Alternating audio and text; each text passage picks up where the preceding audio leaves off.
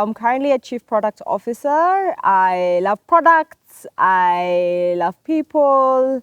I am also a mother of two. I'm a Pilates instructor and studio owner. I love nature, and I love just bringing people together to talk about, great stuff.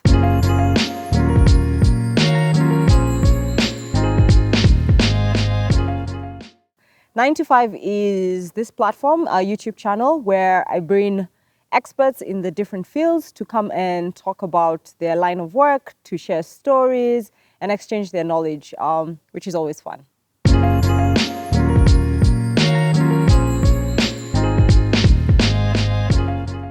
My co-founder, it was my inspiration. There's this guy, COO of that guy. I have no nice things to say about him, but I always say he's probably my inspiration as to why I started my YouTube channel. But that has long gone, and I've found like a lot of great stuff starting my YouTube channel. But yeah, just to bring knowledge, have conversations in the workplace, the good, the bad, and the ugly.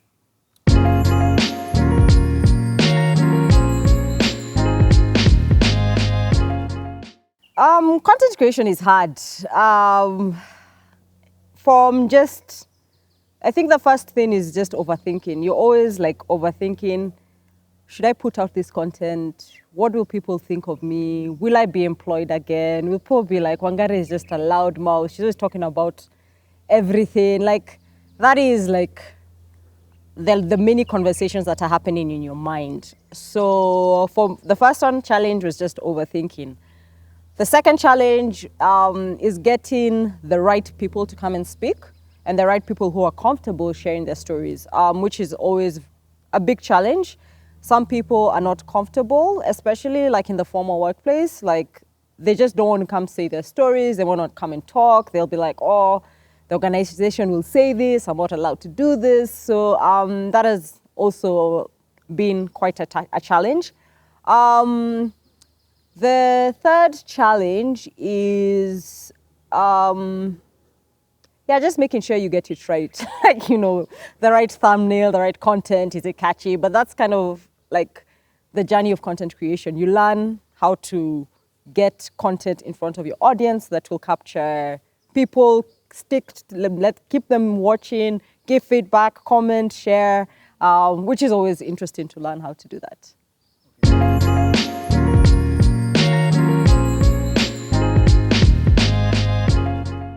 I really love connecting with like different people. Like this year I talked to a sex worker, which like I brought a sex worker on my channel, which was amazing. Like, I wouldn't have ever done that if I hadn't thought of like creating this channel.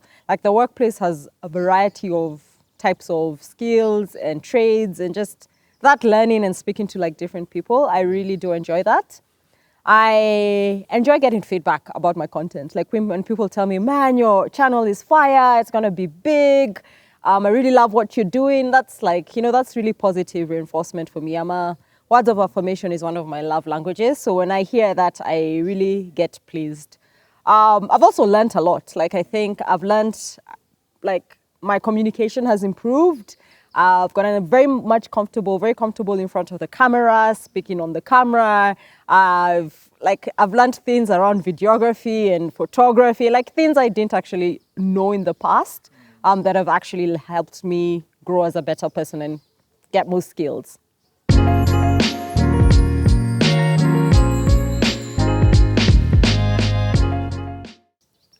Just growth. Like, seriously, that has been my biggest. Every new subscriber who comes, or like every time I see like I have a new subscriber or a comment, or someone has shared, or someone's given me feedback, that to me growth is like my biggest achievement. And it's like very slow, organic growth.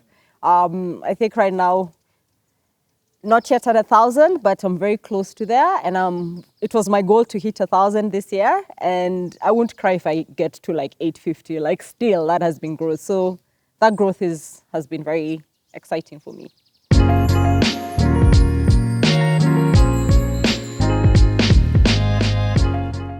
Delete their comments. Yeah. And move on. Exactly. Yeah. Like, you don't need that bad energy. Like, what are you coming here to tell me? No. But if it is a feedback that is very constructive, I will take it. But if you're giving me like just probably trolling or bullying me, I'm like, delete, move on. Like, that's why as an administrator of my channel, I can do that. Yeah.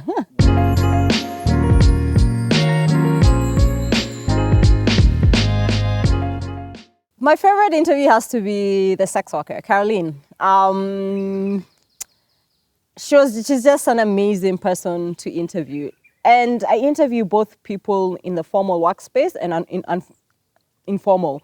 And one thing I have tended to notice is people in the informal workspace, like someone like a sex worker, has pride in what they do. Like they speak, like they got nothing to lose. And I love that openness and that willingness to share and just coming on set and being you and being very authentic is something that I really vibe with, something that I connect with. So Caroline has to be like one of the top guests that I have brought on. It was also one of the episodes where I got a lot of comments like, why are you bringing a sex worker here? I got a lot of interesting backlash and feedback. And I was like, okay, it's cool, but this is someone who is in the workplace. You might not agree with her chosen career, but it's the reality.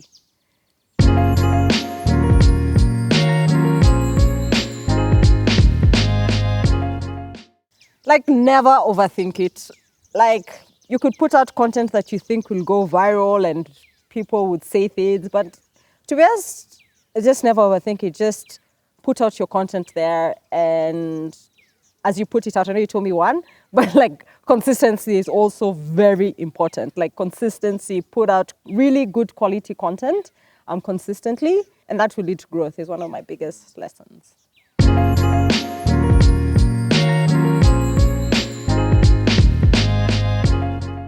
So my goal has always been around knowledge sharing, connecting.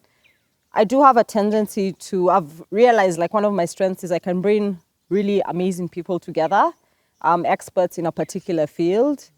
And my goal is to continue doing that, but also like next year I really want to try and figure out how to monetize and reward like my experts for coming on to like 9 to 5. Like, you know, a lot of them come with passion and just love and zeal, and how we can monetize that, and as well as adding value. Because at the moment, I am a not-for-profit, which is a lot of money has been spent on bringing content. So I think I'd love to transition into figuring out how to monetize. Yes.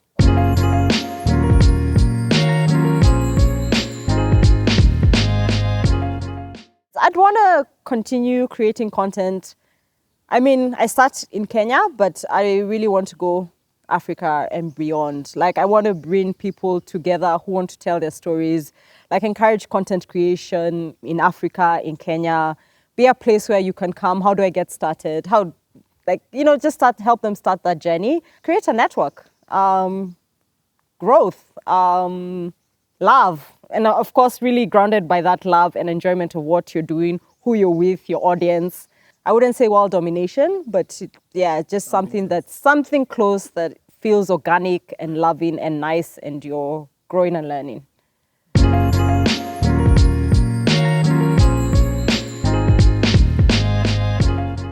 One of the processes I go through is just planning. Like, I plan every month. I will shoot on a Saturday. It's very easy. I reach out to 3 people. Hey, can you come shoot on Saturday? Some will say yes, some will say no. Some will not rock up on the day. But I select a certain day in the month, usually a Saturday, middle of the month. I call 3 people. I book the crew, the videographer, the sound guy, and we shoot. Out of that, I can get 3 or 4 episodes, and I have a calendar where I'm releasing constantly. And yeah, once you put out the content there, I always say it's like, it's growing in your sleep. So it's one of the most rewarding journeys. I've done it once, I've put the effort, and now it's just for it to grow and for people to watch and learn.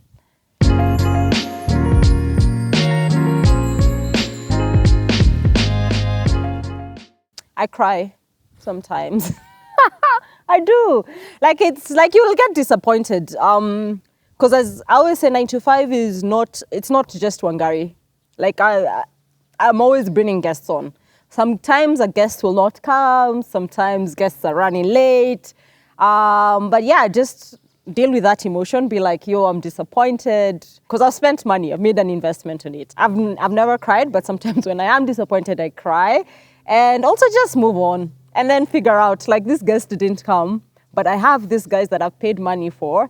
What can I do? Like right now, I'm shooting this content because a guest's not here. Figure out how to be agile and fast enough, and yeah, just change and figure out what you can shoot. Always have like a backlog of solo content that you can shoot.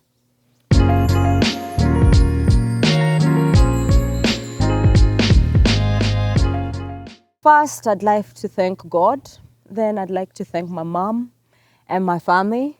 And when I say my family, I'm like talking about like the crew. The guys behind the camera do a lot of work. They're good people, very hardworking. They come on time. They deliver my content well. They're editing really well. Like I wouldn't be able to get the quality of content that I would without them. And then the fans, those guys who subscribed, who've listened, who give me feedback. Again, I wouldn't be anywhere. I wouldn't even be here without any one of you. So it's a long list. It's not one person. And most important are my guests. Yeah, all those guests who have DM'd and asked and just told them, come on to my channel and let's talk about this specific topic. Thank you. I could not have done this without any of you. Yeah, and I'm super deeply, eternally grateful to my guests. And lastly, I'd like to thank myself because I keep doing this. Sometimes you're like, yeah, good job, pat yourself on the shoulder. So I thank myself too.